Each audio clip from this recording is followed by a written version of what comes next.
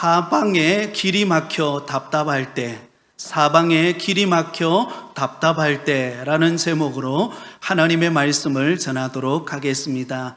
사자성어 중에 진퇴양난이라는 말이 있습니다. 이 진퇴양난이라는 말은 이러지도 못하고 저러지도 못하는 매우 곤란한 상태를 일컫는 사자성어입니다. 정말 우리는 인생을 살아가다 보면 진퇴양난과 같은 상황에 놓일 때가 참 많이 있습니다. 앞으로 갈 수도 없고, 그렇다고 뒤로 물러설 수도 없고, 궁지에 빠져서 헤매일 때가 있다는 것입니다. 여러분, 그럴 때 여러분들은 어떻게 하시나요? 어떤 해결책을 가지고 그 문제를 해결하고 계십니까? 오늘 본문에도 보면 이와 같은 상황이 펼쳐집니다. 출애굽한 이스라엘 백성들이 가는 그 여정길에 그들을 가로막는 크다란 장애물이 있었습니다. 바로 그들 앞에 홍해 바다가 그들을 가로막고 있었던 것입니다. 그런데 더 큰 문제는 홍해 바다가 그들 앞을 가로막는 것으로 끝나지 않고 그들 뒤쪽에서 애굽의 바로 군대가 추격해 달려오고 있는 것입니다. 여러분, 이들은 최고로 훈련된 정예 부대였습니다. 그들이 이스라엘 백성들을 사로잡기 위해 추격해 오고 있는 상황이었습니다. 그로 인하여 앞에는 홍해 바다가 가로막고 있고, 그리고 뒤에는 바로의 군대가 추격해 오고 있는, 정말 앞뒤가 꽉 막혀 있는, 이러지도 못하고 저러지도 못하는 진퇴양난의 상황에 놓여 있게 된 것입니다. 자, 그렇다면 이런 상황 속에서 이스라엘 백성들이 보인 반응은 무엇일까요? 이 진퇴양난의 상황 속에서 이스라엘 백성들이 보인 반응은 어떤 것이었을까요? 너무나 안타깝게도 매우 부정적인 반응들을 그들이 보이고 있다는 것을 오늘 본문 속에서 우리는 찾아볼 수가 있습니다. 크게 세 가지의 반응을 정리해 볼 수가 있겠습니다. 첫 번째는 바로 이스라엘 백성들이 보인 반응은 두려움이었습니다. 10절 말씀에 이렇게 기록되어 있습니다. 바로가 가까이 올 때에 이스라엘 자손이 눈을 들어 본적 애굽 사람들이 자기들 뒤에 이른지라 이스라엘 자손이 심히 두려워하여 여호와께 부르짖고. 자, 여러분, 여기 보면 이스라엘 백성들 앞에 놓여 있는 이 진퇴양난의 상황을 보고 그들이 보인 반응이 무엇이었나요? 여기 보면 이렇게 기록되어 있죠. 심히 두려워하여. 여러분, 이 진퇴양난의 상황 속에 이스라엘 백성들이 보인 첫 번째 반응은 심히 두려워했다. 그냥 두려움이 잠시 왔다가 사라지는 정도가 아니라 그들을 완전히 바닥에 떨어뜨릴 만큼 심히 그들의 마음속에 두려움이 사로잡았다라는 것을 알 수가 있었습니다. 어떤 두려움이었을까요? 아마 그들은 이렇게 생각했을 것입니다. 아, 이제 끝났구나. 우리 앞에는 홍해 바다가 가로막고 있고, 또 뒤에는 우리를 추격해오는 애굽의 바로 군대가 있어서 우리는 이제 꼼짝달싹할 수 없는 도간에 든 쥐신세가 되었구나. 결국 우리는 이곳에서 죽게 되는구나. 그런 두려움이 그들의 마음속에 엄습해 왔다라는 것입니다. 사랑하는 여러분, 우리 역시도 이와 같은 상황이라면, 홍해 바다가 가로막고 있고 바로의 군대가 추격해 오는 그런 정말 진퇴양난의 상황에 저와 여러분이 놓여 있다고 생각해 보세요. 여러분 같으면 어떤 생각이 가장 먼저 들까요? 이스라엘 백성들과 같은 이 두려움, 공포감이 그들의 마음을 사로잡지는 않을까요? 혹시 지금 이 시간에 저와 여러분에게 맞닥뜨려 있는 그런 현실을 보면서 안 되는구나, 이제 못할 것 같고, 이제는 다 끝난 것 같고, 여러분 도저히 내 힘으로는 어떻게 할 수 없는 그런 막막한 현실이 여러분 앞에 놓여 있는 것은 없나요? 때로는 가정의 경제 문제로 인하여, 때로는 건강 문제로 인하여, 때로는 사업과 직장 문제로 인하여, 때로는 자식 문제로, 때로는 어떤 다른 사람과의 관계 속에서 경험하는 진퇴양난의 상황이 있지는 않습니까? 여러분 혹시 산책을 하거나 아니면 여행을 하다가 스카이 라운지라고 하는 곳을 올라가 보신 적이 아마 다 계실 겁니다. 스카이 라운지라고 하는 높은 곳에 올라가 보신 적이 있을 것입니다. 그러면 그 높은 곳에 올라가 보면 아래를 내다보면 어때요? 굉장히 무섭죠.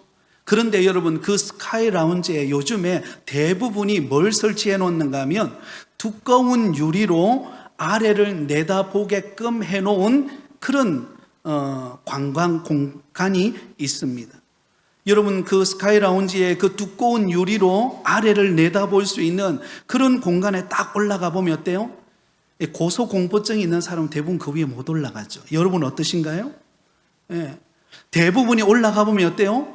다리가 막 후들거리면서 마치 내가 그 유리 위에 올랐으면 금방이나 그 낭떠러지 아래로 떨어질 것 같은 그런 기분이 들지 않습니까?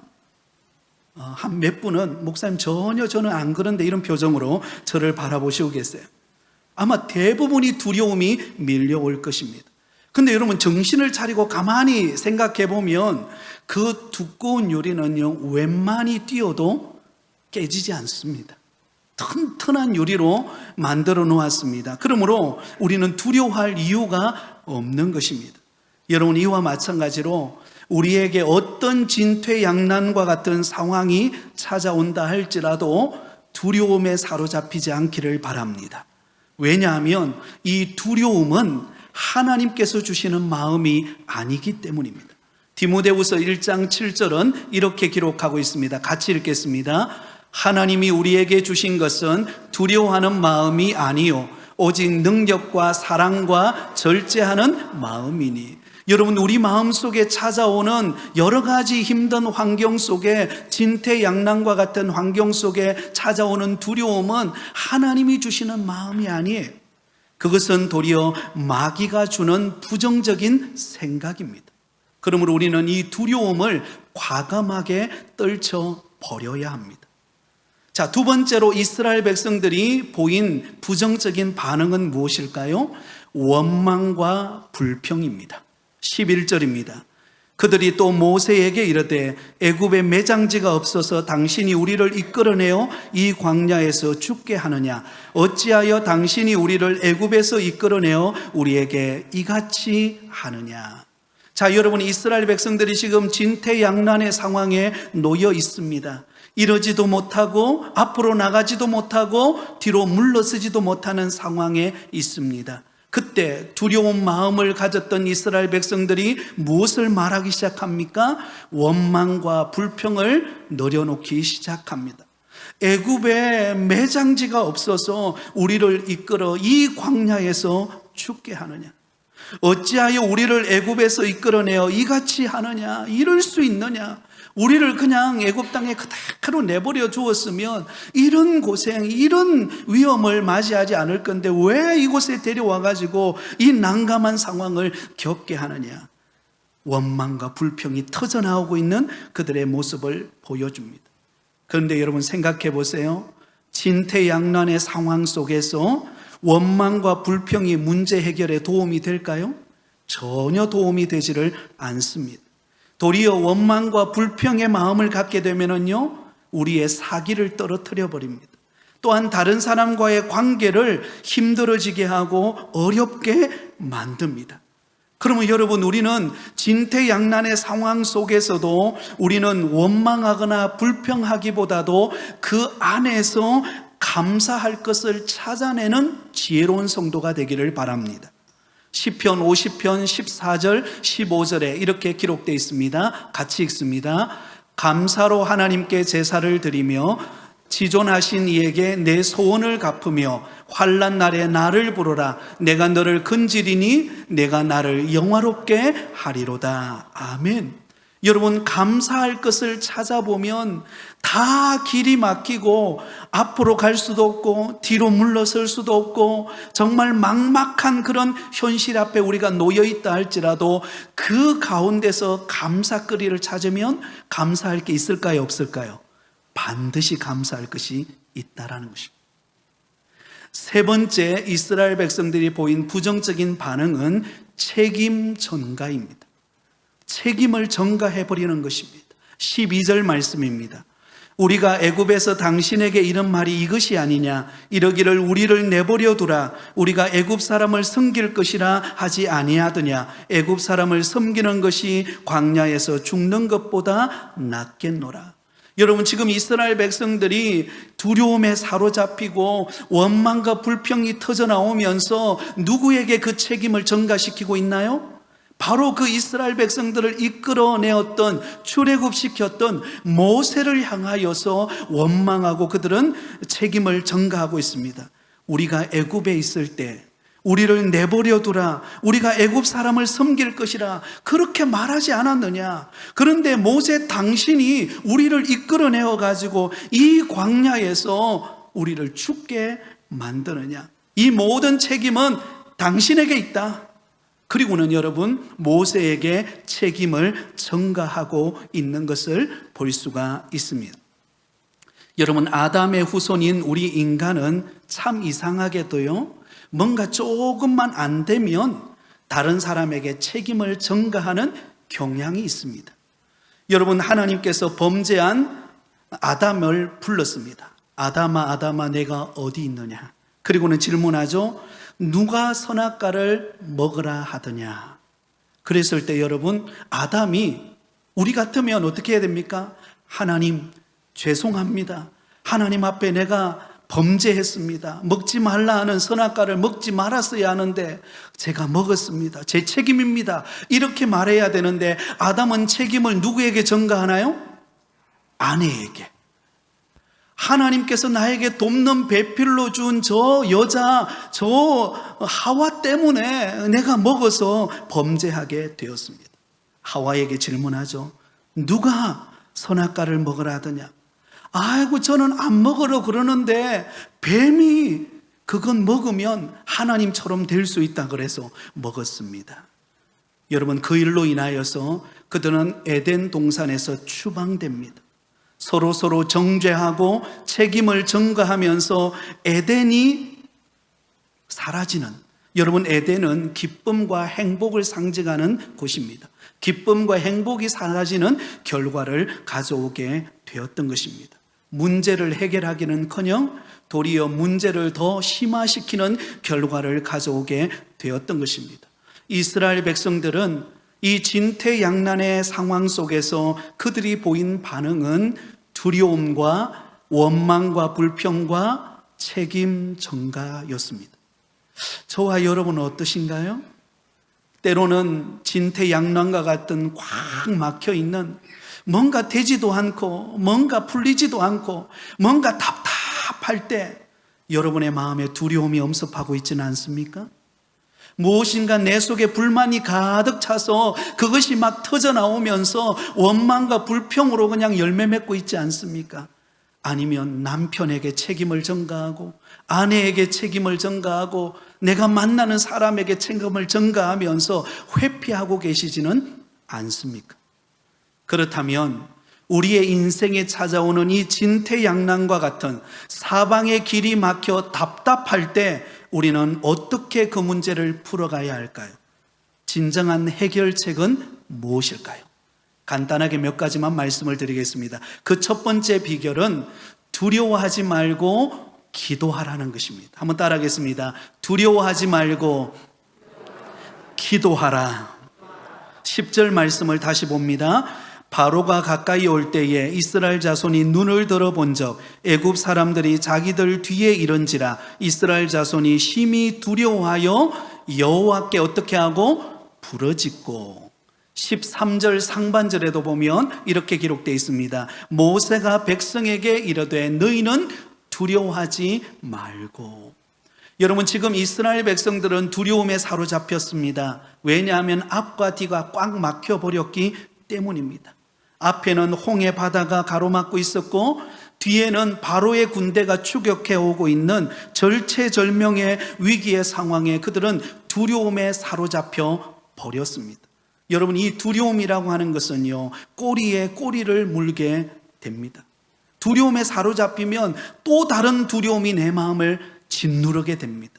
그래서 미국 경제 대공황 때 대통령에 취임했던 프랭클린 루즈벨트 대통령은 이런 말을 남겼습니다. 우리가 두려워할 것은 오직 한 가지, 두려움뿐이다.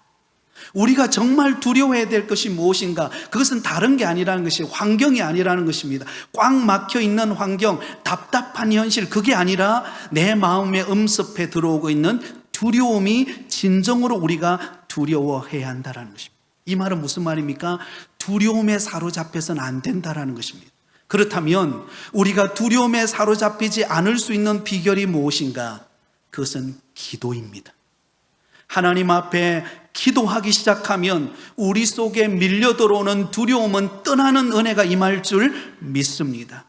여러분, 두려움이 찾아올 때 우리가 기도하면 어떤 일이 벌어질까요? 빌립보서 4장 6절과 7절에 이렇게 기록되어 있습니다. 같이 읽습니다. 아무것도 염려하지 말고 다만 모든 일에 기도와 간구로 너희 구할 것을 감사함으로 하나님께 아뢰라. 그리하면 모든 지각에 뛰어난 하나님의 평강이 그리스도 예수 안에서 너희 마음과 생각을 지키시리라. 할렐루야. 아무것도 염려하지 말라는 거예요.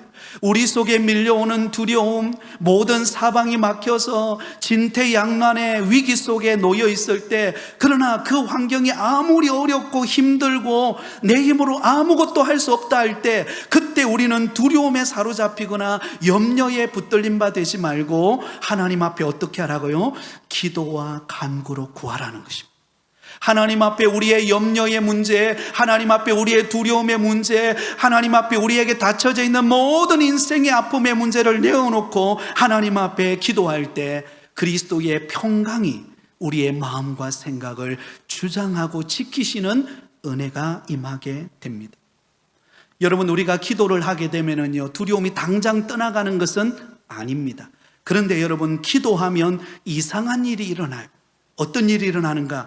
기도하게 되면은요, 내 시선이 진퇴양난의 그 상황에만 집중되어 있던 나의 시선이 전능자, 그리고 이 모든 것 가운데 역사하시는 하나님을께로 우리의 시선이 옮겨지는 은혜를 경험하게 됩니다.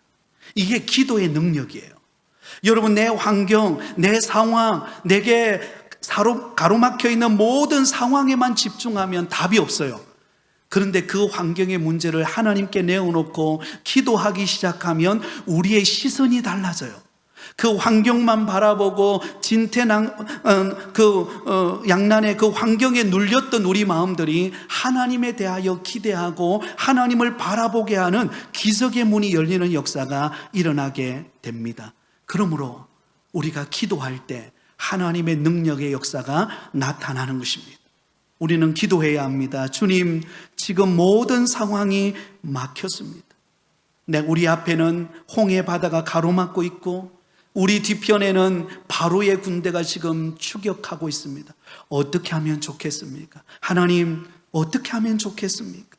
여러분, 기도하면 길이 보입니다. 기도하면 역사가 일어납니다. 여러분, 기도의 사람 하면 누가 제일 먼저 떠오르죠? 기도의 사람 하면 저는 말씀을 준비하는 가운데 조지 뮬러가 제일 먼저 떠올랐습니다. 아마 여러분 한 번쯤은 다 들어보셨을 것입니다. 이 조지 뮬러는 5만 번 이상 기도 응답을 받았던 믿음의 사람입니다. 여러분, 5만 번 이상 믿음의 기도를 통하여 약 6천 명이나 되는 고아들을 길러낸 고아의 아버지가 조지 뮬러입니다. 그와 관련된 일화들이 참 많은데요, 그 중에 하나가 이런 일화가 있습니다. 어느 날 고아원에 갑자기 양식이 다 떨어져 버린 거예요. 저녁 시간이 되었는데 그곳에 모여있는 고아들에게 먹일 저녁 식사가 준비되어 있지를 않는 것입니다. 그래서 너무나 당황한 이 요리사가 이 조지 뮬러 선생님에게 찾아와서 지금 오늘 저녁 먹을 양식이 없습니다. 다 떨어졌습니다. 그렇게 말했습니다. 그런데 조지 뮬러는 당황하지도 않는 거예요. 그러면서 하는 말이 염려할 것 없습니다. 식사 종을 치시고 아이들을 식당으로 다 모이라고 하십시오. 그리고는 종을 치고는 그 식당에 고아들 아이들이 다 모였습니다. 그리고는 식탁 위에다가 빈 그릇을 다 나누어 주었습니다. 그리고는 그 아이들과 함께 두 손을 모으라고 하고는 기도하기 시작했습니다. 여러분, 이제 머리를 숙여서 일용할 양식을 주시는 하나님 앞에 우리 기도합시다. 그러니까요, 우리 아이들이 가만히 있겠습니까? 수근대기 시작합니다. 아니, 빈 그릇 놓고 먹을 양식도 없으면서 기도가 무슨 기도냐? 그러자 뮬러가 이렇게 말합니다. 염려하지 마세요. 하나님께서 채워 주실 것입니다. 그리고는 그 아이들과 함께 간절히 하나님 앞에 식사 기도를 드렸습니다. 그 식사 기도가 딱 마치자마자 문을 두드리는 소리가 들립니다. 어떤 낯선 신사가 인부들을 데리고는 큰 통 몇 개를 가지고 들어오는 거예요. 그랬더니 그 통 안에는 여러분, 야채와 고기와 빵이 가득 들어있는 그런 통이었습니다. 그러면서 이 신사가 조지 뮬러 선생님에게 다가와서 하는 말이, 오래전부터 무엇인가 이 고아원을 위해서 도와드리고 싶었는데 그런 기회가 없었습니다. 그런데 오늘 내 마음에 하나님이 감동을 주셔서 이렇게 작지만 이렇게 조금의 식사량을 준비해 왔습니다. 그리고는 그 야채와 고기와 빵을 가지고 들어온 거예요. 그래서 그것을 빈 접시에 나누어 주고 아이들과 함께 그 식사를 했다고 합니다. 조지 뮬러의 믿음의 기도가 응답이 이루어지는 역사였던 것입니다. 저는 이와 같은 건 아니지만 제가 신학대학원을 다닐 때 이런 경험을 해본 적이 있습니다. 제가 신학대학원 다닐 때 사실 그때는 전도사 때였기 때문에 사례가 많은 것도 아니고 또 여유 있는 그런 이렇게 용돈이 있는 상태도 아니었습니다. 겨우 한 주 그렇게 필요한 양만큼의 그런 경비를 가지고 학교에 올라가서 또 식사도 하고 또 그곳에서 생활하다가 교회로 돌아오곤 했습니다. 그런데 어느 주간이었는데요, 그날 제 호주머니에 용돈이 다 떨어진 거예요. 식권을 사야 되는데 식권을 살 만한 돈이 없는 것입니다. 그래서 난감해가지고, 그렇다고 옆에 있는 동료 전도사님한테 빌리기도 좀 그렇고 해서 오늘은 금식해야 되나? 그리고는 일단 믿음의 기도를 한번 드려보자 하고는 일용할 양식을 채워주시는 하나님 은혜를 베푸시기를 원합니다. 그리고는 채플실로 올라갔습니다. 예배를 매일같이 신학대학원에서는 예배를 드리거든요. 예배를 딱 드리는데 그날따라 외부에서 어느 강사 목사님이 오셨어요. 그 강사 목사님이 오셔서 설교를 했고 그 말씀을 듣고 다 은혜를 받았습니다. 그리고는 이제 교수님이 나오셔서 광고를 하는데 그 광고의 내용이 어떤 내용이 있는가 하면, 오늘 점심 식사는 외부 강사 목사님이 섬기시는 그 교회에서 대접을 한다는 거예요. 더 중요한 것은 오늘의 그 음식의 그 종류가 뭔가 하면 삼계탕이래요. 눈이 팍 뜨이는 거 있죠. 평소 때는 그냥 신대원에서 먹는 게 그렇잖아요. 그런데 외부에서 목사님이 오셔서 설교를 하고 그날따라 그 교회에서 음식을 제공하는데 삼계탕이라는 것입니다. 여러분, 그 가난하던 여러분 전도사 시절에 삼계탕이 나왔으니요, 어떻게 먹었을 것 같습니까, 여러분? 그렇다고 뼈채 다 먹은 건 아니에요. 뼈만 빼놓고 완전히 그냥 싹쓸이를 했어요. 지금도 삼계탕을 보면 그때가 생각이 나요. 하나님의 공급하심이 있는 그때가 생각이 납니다. 지난 화요일이었습니다. 몇 분의 목사님이 저희 교회를 방문을 했습니다. 그런데 그분들 가운데 한 분, 양산의 백동교회라고 하는 조금 시골에 속해 있는 교회를 담임하고 있는 목사님이 부임하시고 난 다음에 있었던 이야기를 제게 들려주는 거예요.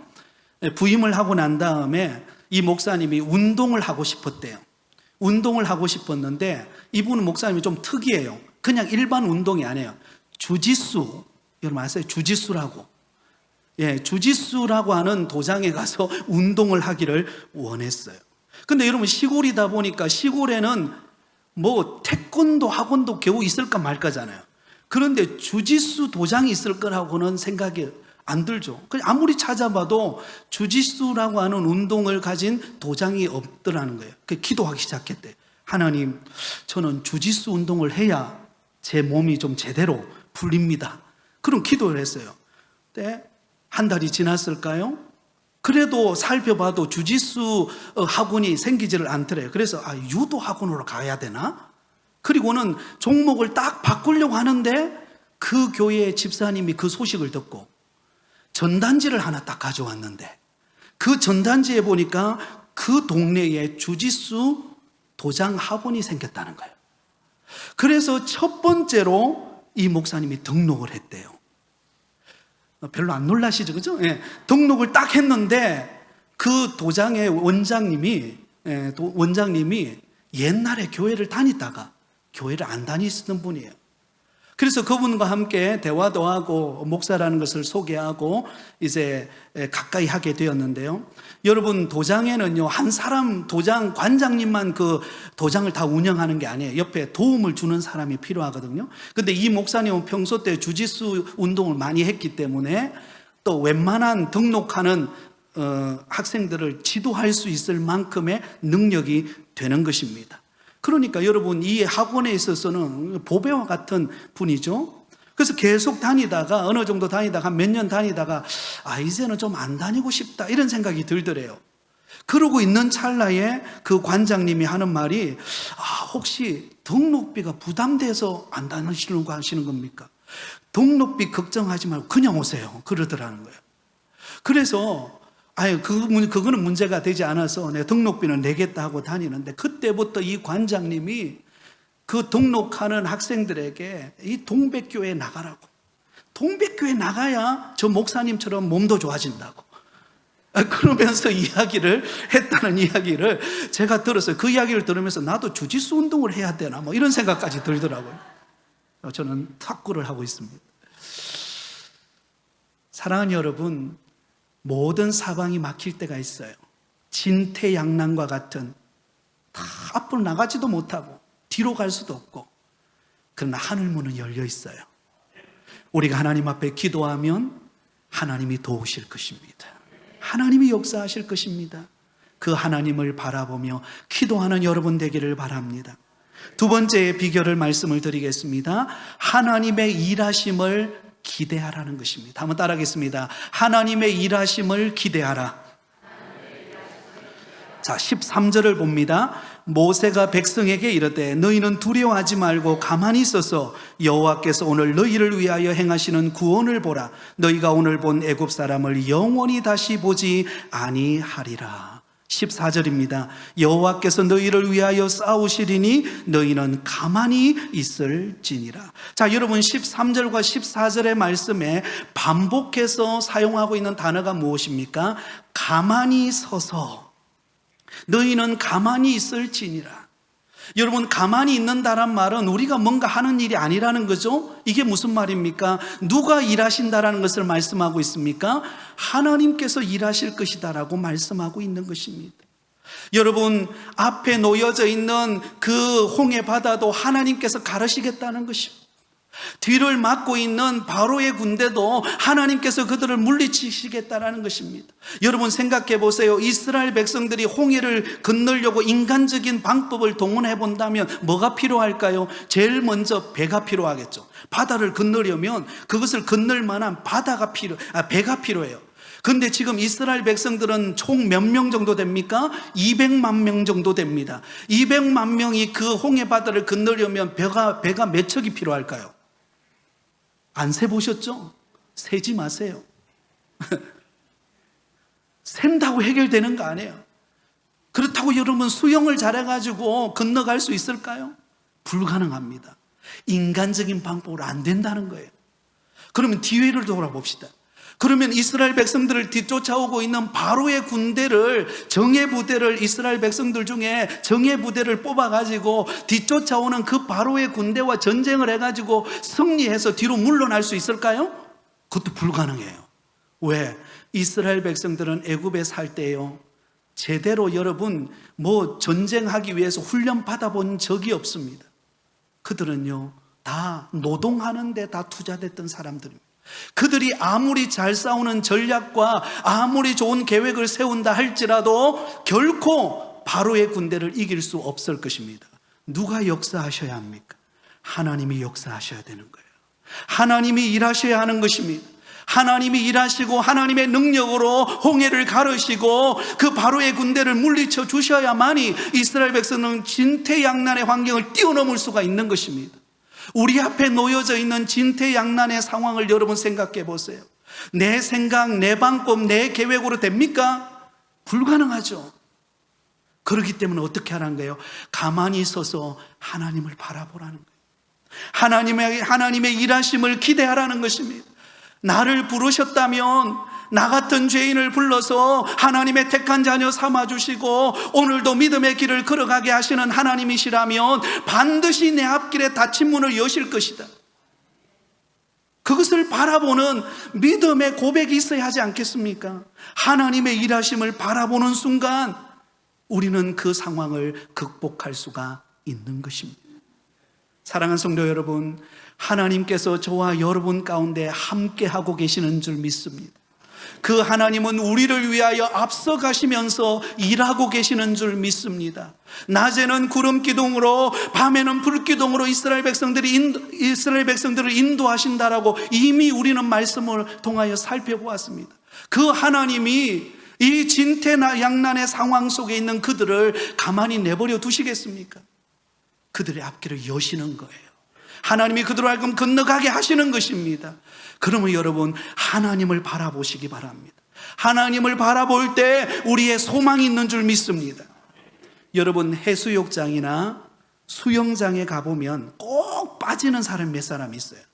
한참 수영하다가 제자리에서 수영하지 않고 이게 파도에 밀려가지고 물결 따라 그냥 저 깊은 곳으로 빠져드는 경우들이 있습니다. 그러면 구조대원이 호루라기를 불고 막 달려가죠, 그죠? 그 바닷속으로 막 뛰어듭니다. 그러면서 제일 먼저 그 물에 빠진 사람에게 하는 말이 있어요. 뭐라고 이야기할까요? 힘 빼세요. 그리고 나에게 맡기세요. 한번 따라해 볼까요? 힘 빼세요. 내게 맡기세요. 그 말을 합니다. 그 말을 듣고는 힘을 빼고 그 구조대원에게 딱 맡기면 어때요? 그대로 딸려서 나올 수가 있는 거예요. 그런데 내가 좀 수영도 못하면서 빠져가지고 허우적거리고 내가 막 자꾸 팔을 휘어져면 어때요?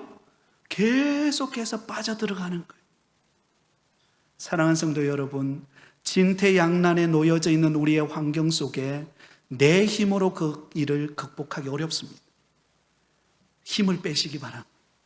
그리고 하나님께 맡기세요. 그러면 하나님이 일하십니다. 그 하나님이 우리를 붙들고 그 상황을 극복해 하시는 은혜를 주실 줄 믿습니다. 마지막 세 번째입니다. 한번 따라하겠습니다. 믿음으로 나아가라. 믿음으로 나아가라. 오늘 본문 15절 16절을 우리 마지막으로 같이 읽습니다. 시작.